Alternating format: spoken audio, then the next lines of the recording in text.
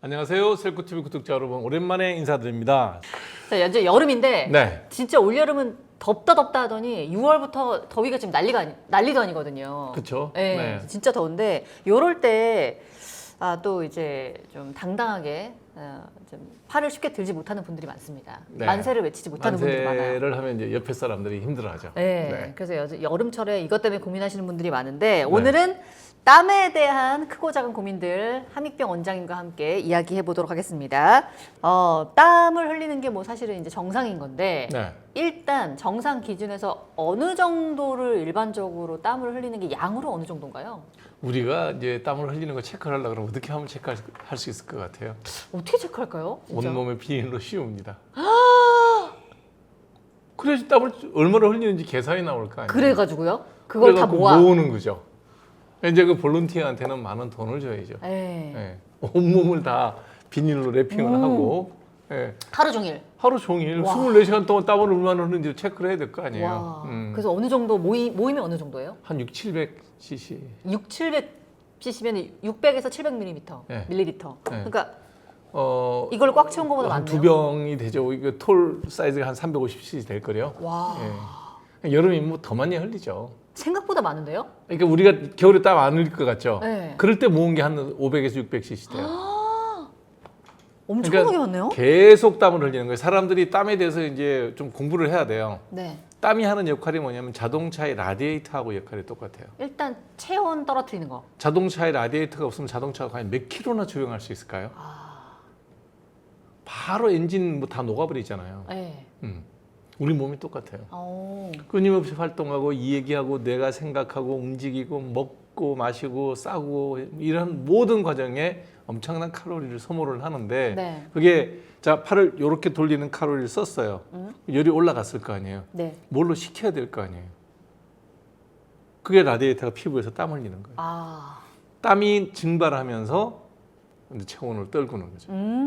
그래서 땀을 흘리는 동물과 땀을 흘리지 않는 동물이 여름이 나는 걸 보면 달라요. 자, 땀을 흘리지 않는 동물이면은 강아지. 개가 땀을 안 흘려요. 맞아요. 못 흘려요. 그래서 혓바닥으로. 개들이 그래서 더우면 어떡합니까? 체온을 빼야 될 거 아니야. 그럼 네. 다 열사병으로 이제 개들도 죽으니까. 네. 혓바닥을 뺄 수 있는 데까지 뺍니다. 네. 그래서 헥헥거리면서. 네. 아. 그다음에 걔네들이 유일하게 땀을 열을 발산할 수 있는 게 개 발바닥이죠. 네. 그래서 개가 겨울에 첫눈이 올 때 강아지가 이제 눈밭에 나가잖아요. 그럼 네. 펄쩍펄쩍 뛰죠. 네. 왜 뛸 것 같아요? 눈이 좋아서 아. 바지 시려워서 뛰는 거예요. 아, 우리가 생각하는 거랑 다르구나. 네, 그래서 좀 다니다 보면 이제 거기가 이제 그쪽으로 가는 혈관들이 다 이제 막혀갖고 추위를 덜 타니까 그냥 다니는 거예요. 아, 처음엔 차가워가지고 뛰는 네, 거구나. 추우니까 발바닥이 시리단 말이에요. 그럼 인간은 그걸 보면 우리 강아지가 눈을 너무 좋아하는구나. 아니에요. 역시 인간은 다 자기중심적으로 생각한다. 그렇죠. 그래서 이게 왜 그러면 개는 땀샘이 없을까요? 왜 없을까요? 고향이 시베리아예요.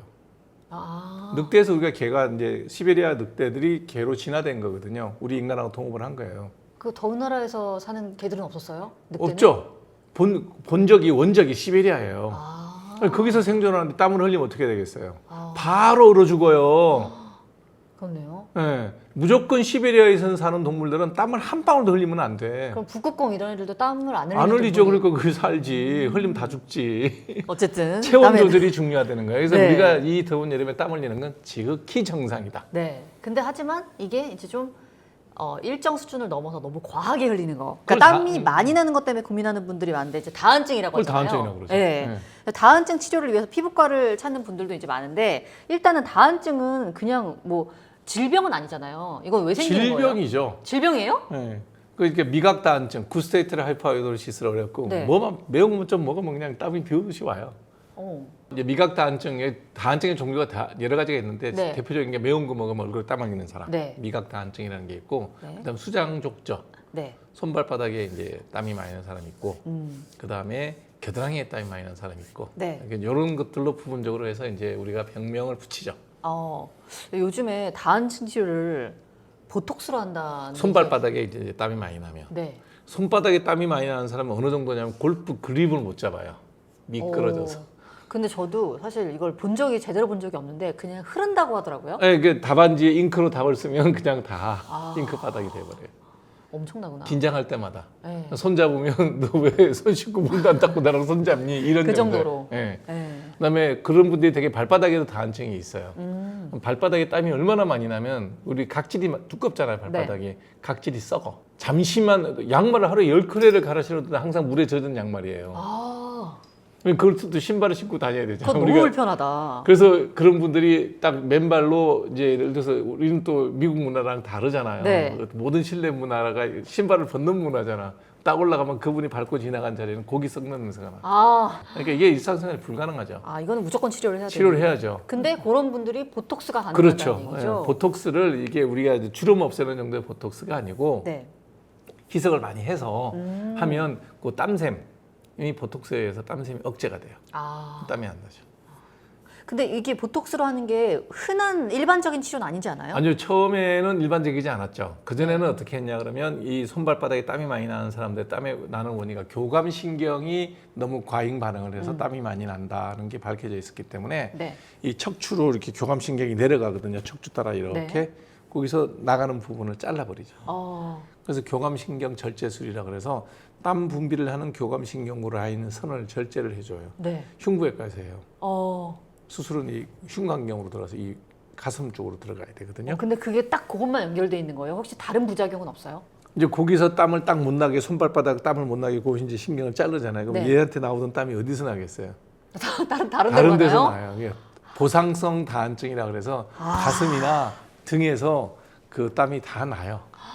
그럼 만약에 가슴이랑 등도 다 차단하면요? 그 땀이 안 나면 어떻게 되겠어요? 제가 얘기했죠. 자동차 라디에이터가 없어지면 어떻게 되겠냐고.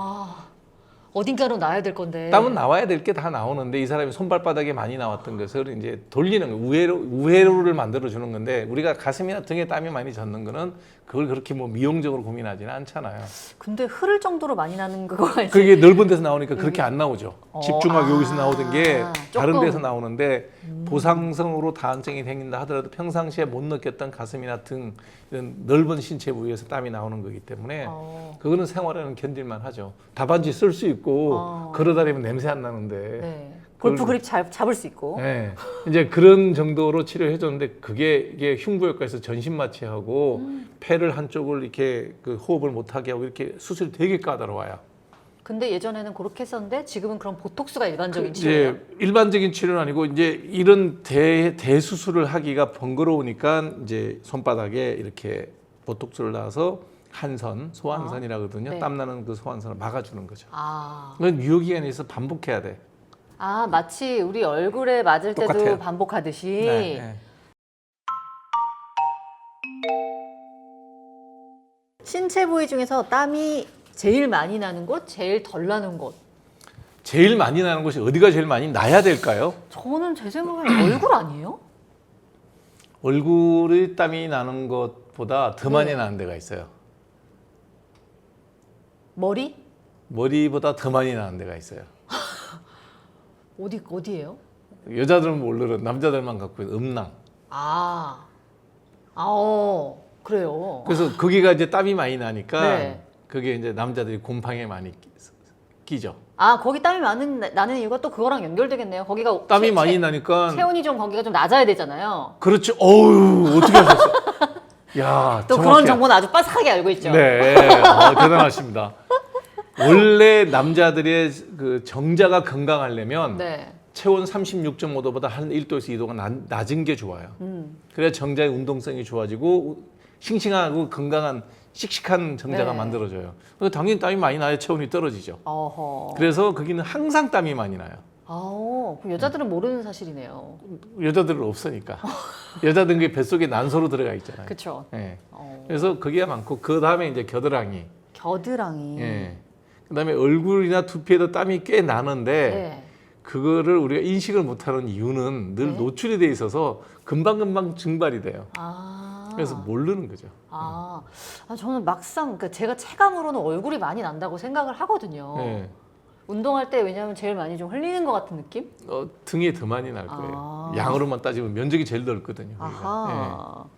그래서 특정 부위에서 땀이 더 나는 부위는 거의 없다고 봐도 되는데 네. 얼굴도 땀이 많이 나지만 그거는 이제 증발돼서 모르는 거고 겨드랑이는 땀이 잘 차는 자리고 네. 실제로 땀이 거기는 땀샘의 종류가 두 가지가 있어서 네. 두 가지 땀이 나와요. 예. 예. 나중에 이 얘기하게 돼 액취증 때 이 얘기를 다시 할 거예요. 예, 그래서 네. 냄새 나는 땀이 거기서 나요. 아. 그래서 아니 땀은 다 흘렸는데 왜 냄새가 유별나게 등이를 맡으면 괜찮은데 가슴은 맡아도 괜찮은데 겨드랑이만 겨드랑이는? 날까? 겨드랑이가 냄새 나는 땀이 나는 좀 아하. 여자분들로 치면 외음부에도 그 냄새가 나요. 아하. 그래서 액취증은 그 겨드랑이만 나는 게 아니라 네. 여성의 외음부에서도 똑같은 그 시큼한 냄새가 나요. 그럼 요건 또 이제 조금 이따가 이따가 액취증에서 이야기를 해보도록 얘기하고. 하고요. 네. 좋습니다. 그리고 땀이 이제 지금은 거의 없는 것 같은데 어릴 때 기억이 납니다. 왜냐하면 저희 어릴 때는 에어컨이 이렇게 막 보급이 안 됐던 시대이기 때문에 그렇죠. 선풍기. 여름만 되면은 다들 땀띠가 있었거든요. 땀띠가 많았죠. 네, 그냥 씻지도 여름 되면 못하고 그냥 덥고. 의외로, 그러니까 다들 있었던 걸로 기억하는데 네. 땀띠는 그럼 약간 습진 같은 거라고 보면 돼요? 왜냐면 계속 땀이 나서 습해져 있으니까? 아니요. 땀띠는 뭐냐면 아닌가요? 땀샘이 이제 우리가 소한선, 작은 땀샘이라 그래요. 고기가 땀이 나올 거 아니에요. 이렇게 코일로 돼 있어요. 땀 간이 네, 직선으로 안 돼 있고 코일로 돼 있는데 분비량이 많아. 네. 구멍은 별로 안 넓어져 있어. 네. 어떻게 되겠어요? 어떻게 돼요? 땀이 갇혀서 물주머니가 생기는 거죠. 아, 그게 이제 땀띠가 딱딱딱 생기는 거죠. 그럼 좀- 걔는 염증이라고 볼 수는 없네요. 아니, 거기까지는 염증이 없죠. 네. 근데 가렵죠. 아, 고인 물은 썩어요. 아, 땀도 노폐물이 섞여 있는 뭐 하수구까지는 좀 아니지만 어찌됐든 깨끗하지 않은 네. 노폐물이 나가야 되는데 그게 막혔어. 근데 나가지 못하고 고여갖고 물집처럼 조그만하게 생겼어요. 그러면 그럼 그게 지속이 되면은 거기서 당연히 염증이 생기죠. 가렵죠, 극죠. 이제 그러면서 이제 그게 뻘개지고 뻘건 물집들이 막 생기는 거예요. 쫙 땀 많이 나는데. 그러면은 그 지금 이 원리라면은 단순히 건조하게 하는 것만으로는 해결이 안 되네요. 건조하게 잘 씻으면 네. 이제 시원하면 땀 나오는 분비량이 주니까 당연히 좋아지고 일단 생겼을 때는 약 써야 돼요. 먹는 약이요? 아니요, 바르는 약. 네. 그래서 땀 많이 날 때 왜 이제 막 운동할 때도 그렇고 수건 막 목에 두르고 이렇게 하는 분들이 있는데 땀띠는 전혀 도움이 안 되겠네요. 여기 나는 땀 뜨는 좀 땀을 흡수하니까 조금 도움이 되긴 하겠지만 그리고 이게 찬물 수건을 여기다 대면 네. 우리가 이제 우리 몸이 체온이 올라갔다는 걸 느끼는 체온의 중추가 여기 있어요. 네. 그 중추의 센서가 우리 몸이 지금 체온이 올라가고 있다고 느끼게 하는 그 센서가 여기 있으니까 거기 표면이 좀 차가우면 덜 흘리는구나. 시원한 느낌이 들 뿐이지 네. 아무 도움이 안 되죠. 땀을 덜 흘리진 않고요. 덜 흘리지도 않죠. 어차피 체온이 이제 거기 센서가 잠깐 오해는 하지만 그러면 나중에 열사병 걸리죠. 그러니까 땀은 흘려야 돼요. 더우면. 그래야지 내 체온이 정상이 되는 거예요. 라디에이터 물이 뜨거울수록 엔진은 보호가 돼요. 네. 땀이 많이 나야 우리 몸이 여름 건강을 지킬 수가 있죠. 우리는 이제 땀을 많이 흘리면 저 사람 몸이 허해서 그렇다는 얘기인데 그건 틀린 얘기예요. 여름에 땀을 잘 흘리는 사람이 건강해요. 더운 여름에 밖에 나갈 때 땀 안 흘리잖아요. 쓰러져요. 그러면 땀을 너무 많이 흘리는데 몸이 허한 것 같아는 어디서? 잘못된 얘기예요. 그냥 완전히? 그거는 나중에 또 뭐 요 챕터 뒤에서 얘기하겠지만 네네. 식은땀 흘리는 사람이 있어요. 밤에 멀쩡하게 푹 잘 자야 되는데 아무리 더워도 열대야만 아니면 네. 찬물에 샤워 한번 하고 선풍기 좀 틀어놓고 누워 있으면 서늘하게 잠이 들어야 되거든. 네. 근데 그때 보면 뭐 별것도 아닌데 그냥 식은땀 줄줄 흘리는 사람이 있어. 자고 일어나면 침대가 축축한 사람. 이건 병이 있는 사람이에요. 그 땀을 흘리는 걸 갖고 낮에 열심히 일하면서 땀 흘리는 것 갖고 난리를 치는데 그건 틀린 얘기예요. 그러면은 왜 어릴 때는 저 아직도 기억이 나는데 꽤 한 초등학생까지만 해도 여름에 그랬던 것 같은데 이제 샤워하고 나오자마자 애기들도 하지만 파우더 접히는 데다가 이제 파우더 뿌려주죠. 겨드랑이 뭐 이런 데 파우더 막 하잖아요. 네. 그거는 어떻게 땀띠 이런 거 좀 도움이 별 되죠? 도움 안 됩니다. 네. 괜히 그냥 2차적으로 그 탈크 성분이거든요. 네. 거기 2차적으로 땀이 더 묻어가지고 세균 감염의 소스도 될 수 있고 도움되지 않아요. 자, 그럼 이제 한번 들어가 보겠습니다. 네. 잠을 자면서 땀을 많이 흘리는 사람. 이게 식은땀이에요. 아까 식은땀이라고 했는데 있어요, 이런 사람들은. 네. 그러면 건강적으로 이런 사람들은 어떤 전신 문제? 건강에 문제가 있는 거예요. 땀 흘리는 것 자체 문제가 아니라 네. 식은땀을 흘리는 내과적인 질환들이 되게 많아요. 갑상선 기능 저하증이라든지 되게 호르몬 쪽에 이상이 있는 내분비 계통에 질환이 있는 경우가 되게 많아요. 자가 면역 질환이 있는 경우, 그다음 체중까지 빠진다 그러면 악성암도 생각해봐야 되고 심각한 거예요. 그래서 피부과에 올 게 아니고요. 네. 내과 가서 다시 뒤져봐야 됩니다. 호르몬 쪽 문제가 아닌지. 예, 예. 갑상선이나 뭐 당뇨의 문제라든지 네. 그다음에 숨겨진 암이라든지 아, 당뇨도 이런 현상이 나타날 수 있어요. 그래서 심각한 거예요. 야간에 식은땀 흘리는 거. 체온제 보면 정상. 자, 그리고 이제 자연스럽게 나오는 거 말고 사우나. 네. 나쁘죠. 그건 나쁜 짓이에요. 아, 나쁜 짓이에요. 네. 아, 좋을 것까지는 없지만 그냥 뭐 별 문제 없진 않을까. 나쁘죠. 왜냐면 개운하니까. 좀 하고 나면. 느낌만. 네. 느낌만 그렇죠. 왜 그러냐면 이게 참 이런 쓸데기 없는 연구를 하는 의사들도 꽤 있어요.